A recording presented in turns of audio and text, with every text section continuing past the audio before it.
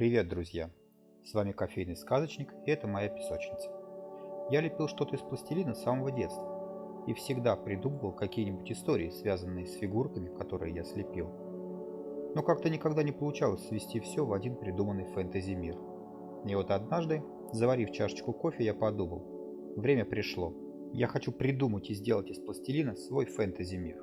Я хочу, чтобы в итоге получился целый мир с героями, с локациями, историями. И все, что для этого нужно, сначала придумать основы. На какой планете будут жить герои, каким воздухом будут дышать, какое солнце будет им светить. Тут одной чашкой кофе не обойдешься, подумал я, но процесс был запущен, и отступать было поздно. Итак, я начал с того, что разделил мир на две части. Верхнюю, которую я назвал Па, и нижнюю, которую я назвал Ма.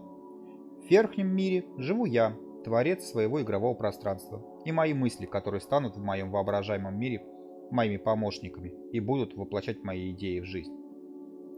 В нижнем мире будут жить слепленные из пластилина герои, будут созданы локации, будут проходить события, о которых я буду рассказывать в дальнейших видео.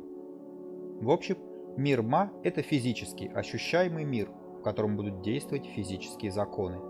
А вот каким будет этот мир, зависит от тех исходных данных, которые я начну закладывать сегодня. В моей песочнице все события будут происходить на одной планете, поэтому придумывать целые системы, галактики, вселенные у меня необходимости нет. Я небольшой фанат Звездных войн или Стартрека, поэтому мне нужна будет только одна Солнечная система с одной звездой и планетами вокруг нее. Итак, решено. Мне нужно одно Солнце, одна Земля, одна Луна. Название этим телам я пока давать не буду, чтобы не путаться в понятиях. Другие планеты у меня тоже будут, но на них я не планирую никаких событий.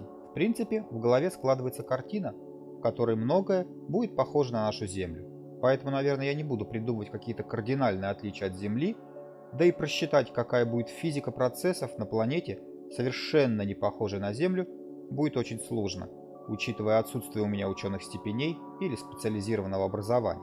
Но в то же время один в один схожести не будет. На моей планете также будет вода с океанами, морями, реками и населяющими их живыми организмами. Будут растения, деревья, травы, кустарники. Будут различные виды птиц. И, конечно, различных размеров и видов животные. Очень похожи на Землю, но не Земля. Ну что ж, мои виртуальные помощники, готовы? Тогда вперед. Начнем со звезды моей системы. Вот тут особо я решил ничего не менять и полностью взять характеристики нашего любимого яркого Солнца. Яркость моей звезды равна яркости Солнца. Температура и масса будут такими же. Поскольку на звезде не предполагается никаких событий, то я не буду ее мучить. Планета моего фэнтези-мира – это третья планета от звезды. Похожа на Землю, правда? Расстояние до звезды 0,99 астрономических единиц. Я укладываюсь в зону обитания звезды, то есть в зону, где может находиться вода в жидком состоянии, а соответственно может быть жизнь.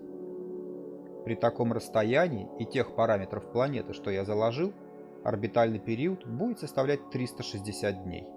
Но если быть более точным, то один год на моей планете будет составлять 360 дней, 2 часа и 31 минуту. Что ж, жителям нужно будет ждать Нового года чуть меньше, чем нам с вами. Далее нужно определить 4 важнейших параметра, от которых будет зависеть очень многое. Это радиус планеты, ее масса, плотность и гравитация. Я не хочу свою планету раздувать до размеров Земли, чтобы не увеличивать расстояние между локациями. Хочу, чтобы все было как можно компактнее. Но в то же время, если взять очень маленький радиус, то это повлечет и пересчет орбиты, и сложности с гравитацией, да и удержанием атмосферы. В общем, нужно найти правильный баланс между величинами и сделать верный расчет. Рассматриваемые нами величины связаны между собой формулой, которая подсказывает зависимость величин одной от другой. Итак, если радиус планеты принять 4550 километров, а это меньше земного радиуса, и принять плотность в 7,2 грамма на сантиметр в кубе, то получим ускорение свободного падения 8,94 метра в секунду в квадрате, что меньше нашего земного. Но вот Это же уже интереснее, будет легче летать и чуть безопаснее падать. Период вращения моей планеты составляет 24,4 часа, что почти полностью совпадает с нашими с вами земными сутками. Конечно же, пусть будет наклон оси, чтобы была смена сезонов. У Земли сейчас наклон чуть больше 23 градусов. У моей планеты этот угол будет чуть меньше, чтобы сезонные колебания температур тоже были чуть поменьше, в районе 20 градусов. Настала очередь поговорить об атмосфере. Здесь, так же как и со звездой, не буду придумывать чего-то суперэкзотического. Лучше вообще ничего не менять и применять земную атмосферу по составу. То есть более 99% состава нашей атмосферы приходится на 4 элемента. Это азот, кислород, аргон и углекислый газ. При таком химическом составе атмосферы животный и растительный мир будут приблизительно такие же, как на Земле. Но, возможно, будут и некоторые различия из-за условий гравитации и плотности. Кстати, плотность атмосферы на моей планете почти в 2 раза превышает земную, а давление на уровне моря будет составлять 1,71 атмосферы. Да, летать на такой планете будет точно легче, чем на Земле. Так, третье тело, которое меня интересует, это спутник моей планеты, то есть моя Луна. Ну что ж, он у меня есть, его наличие будет вызывать приливы, отливы в моих морях и океанах. Орбитальный период моего спутника составляет 24 земных дня и 45 минут.